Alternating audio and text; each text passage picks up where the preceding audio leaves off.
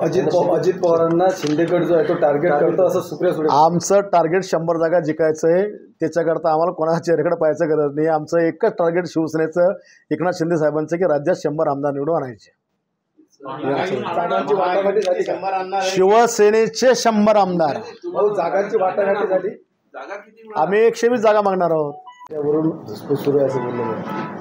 मुख्यमंत्री पदाचे चेहरा मोदीजींनी, अमित शहानी डायरेक्ट सांगितलेलं आहे. तुम्हाला व्हिडिओ तुमच्याच चॅनलचा मी दाखवून देईल. येणाऱ्या महाराष्ट्राच्या निवडणुका मुख्यमंत्री एकनाथ शिंदे साहेबांच्या नेतृत्वातच लढल्या जातील हे त्यांनी जाहीर केलेलं आहे.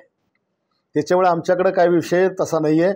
आणि आज तुम्ही पण बघता की एवढा रात्रभर फिरणारा, 18 तास काम करणारा मुख्यमंत्री या राज्याने कधी पाहिला नाही. आपल्याच बुलढाण्यात मुख्यमंत्री चौथ्यांदा आता येऊन राहिले. याच्या आधी कधी मुख्यमंत्री येत पण नव्हते. आज एस टी महामंडळाचं आपण पाहिलं. 2.5 वर्षामध्ये 6 महिने त्या लोकांनी आंदोलन केलं. 300-400 लोक मेले, पण तेव्हाच्या सरकार किंवा मुख्यमंत्र्यांनी दखल घेतली नाही. या माणसाने लगे आमच्या मुख्यमंत्री ताबडतोब रात्री गेले.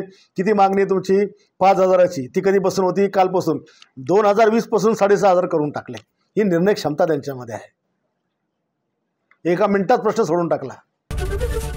एबीपी माझा, उघडा डोळे बघा नीट.